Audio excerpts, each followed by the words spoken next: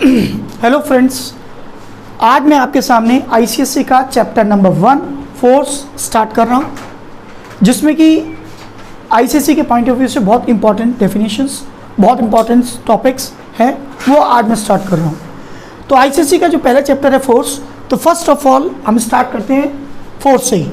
What is force? Children, class 9 में आपने पढ़ा होगा force is that physical cause.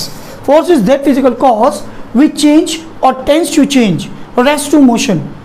It can change the shape, it can change the size, it can change the dimension.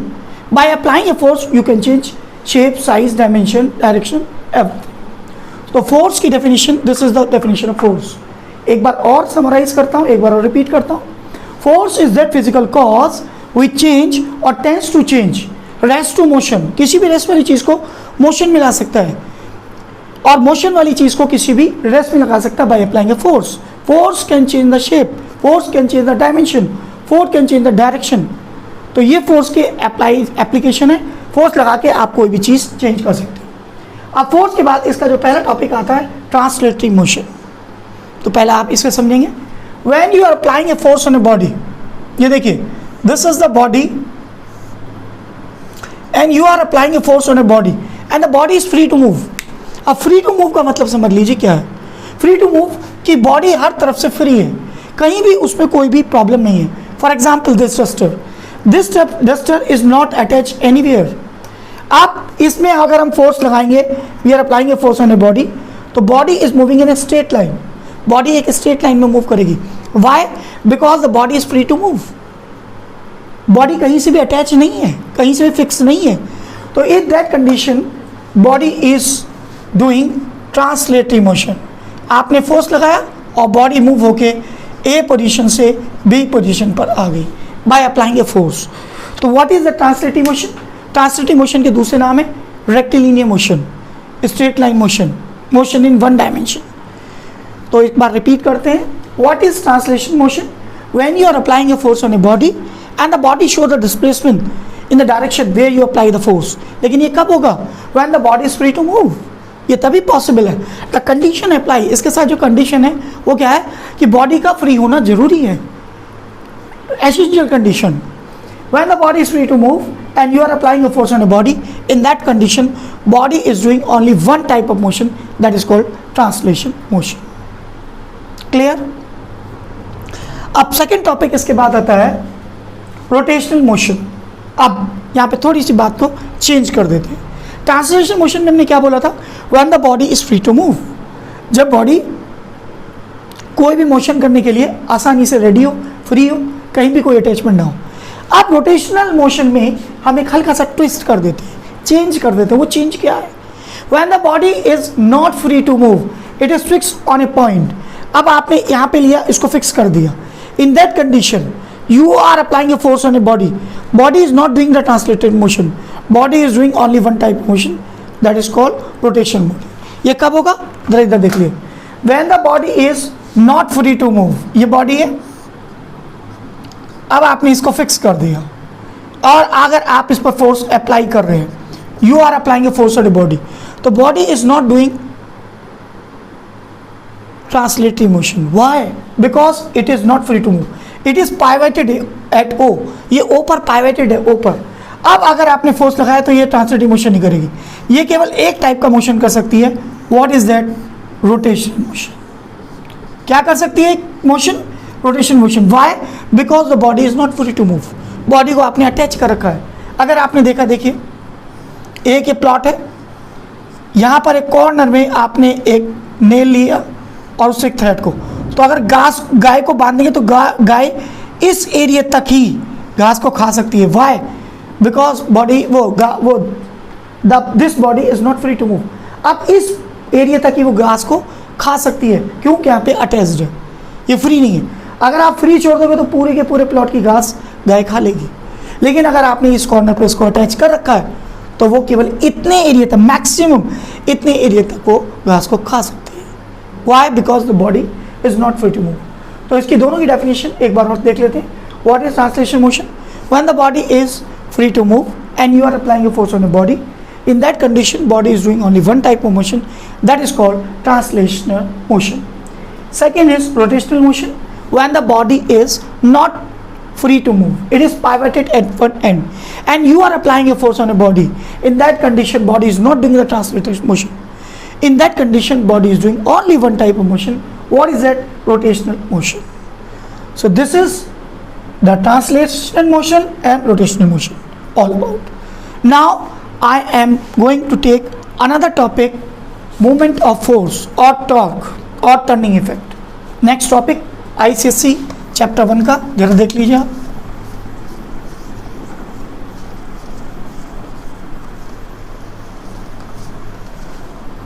Next topic है movement.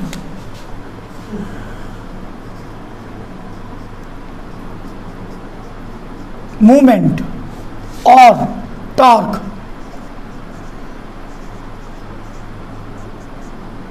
इससे भी denote करते हैं symbol torque, और इसे बोलते हैं, और you can say turning effect. Turning effect.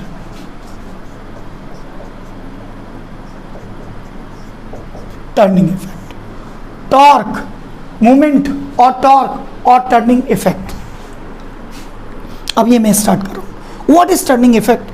Turning effect क्या है, टॉर्क क्या है और मूवमेंट किसे कहते हैं? अब जरा इधर देखिए. एक आपने वुडन प्लांक लिया, लकड़ी का एक प्लांक, और उसे पाइवेटेड कर दिया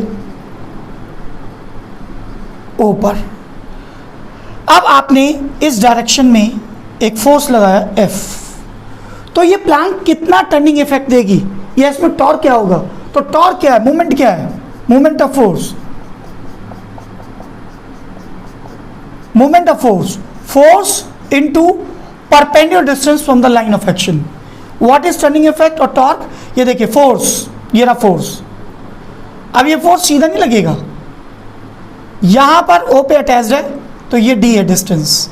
ये डिस्टेंस, ये वो डिस्टेंस है O से A तक की जहां पर ये फोर्स लग रहा है. फोर्स को यहां से अटैच नहीं करेंगे, ये फोर्स बिल्कुल स्ट्रेट लाइन में लग रहा है. This is the straight line, this is the direction of force, और ये है perpendicular distance from the line of action. तो टर्निंग इफेक्ट और टॉर्क क्या होगा? टर्निंग इफेक्ट होगा force and multiplication of perpendicular distance from the line of action. तो इसको पूरा बोलेंगे, torque is simply multiplication of force and the perpendicular distance from the line of action. क्या बोलेंगे? मूवमेंट और मूवमेंट ऑफ फोर्स और turning effect is simply multiplication of force and the perpendicular distance from the line of action. ये जो line of action है, this is perpendicular distance from the line of action. ये line of action है, इस direction में force लग रहा है, और ये परपेंडिकुलर डिस्टेंस है, ये यहाँ से 90 डिग्री का एंगल बनाती है. अंडरस्टैंड? तो ये है आपका टॉर्क और टर्निंग इफेक्ट और मूवमेंट. इसका सिंबॉलिक रिप्रेजेंटेशन है टॉर्क. अब आते हैं हम इसके SI एंड CGS यूनिट पे. अब टॉर्क की या मूवमेंट ऑफ फोर्स की SI एंड CGS यूनिट. ये देखिए force, you already know, force की SI यूनिट होती है न्यूटन, और डिस्टेंस की SI यूनिट होती है मीटर. दोनों को मिलाया न्यूटन मीटर. तो what is the SI unit of torque is newton metre. Now we are taking the CGS unit. CGS unit of torque. अब इधर देखिए फोर्स की यूनिट क्या है? CGS यूनिट डायन.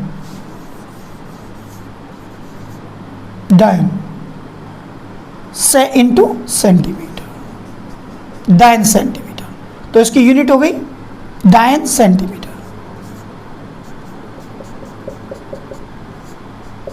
डायन centimetre is the unit of torque. डायन centimetre. अब हम दोनों के बीच में एक रिलेशन डेवलप करेंगे कि what is the relation between SI and the CGS unit of torque. SI and the CGS unit of torque. अब जरा देखिएगा. Now we are developing a relationship between SI and CGS unit of torque और movement. ये देखिए, अब जरा देखिए SI unit क्या होती है? Newton metre. इसमें रिलेशन बनाएंगे 1 न्यूटन इंटू 1 मीटर. देखिए न्यूटन, अगर आप क्लास 9 में देखें 1 न्यूटन बराबर होता था 1 newton is equal to 10 to the power 5 dyne. 1 newton is equal to 10 to the power 5 डायन। और मीटर होगा 1 metre is equal to 100 centimetre. आपने यहां रख दिया 100 सेंटीमीटर। अब इन दोनों को ऐड कर लीजिए। 1 newton metre is equal to 10 to the power 5 और 2 10 to the power 7 dyne centimetre. तो इसकी यूनिट हो गई 1 newton metre is equal to 10 to the power 7 dyne centimetre. This is the relationship between SI and CGS unit of force, moment of force और moment। तो ये आपका relation था। 1 newton metre, Newton को चेंज किया डायन में 10 to the power 5 डायन, और मीटर को चेंज किया सेंटीमीटर में 100 सेंटीमीटर। दोनों को अटैच किया 10 की पावर 5 और 10 की पावर 2 10 to the power 5 डायन centimetre. This is the relationship between Newton meter and डायन centimetre. So this is all about the force.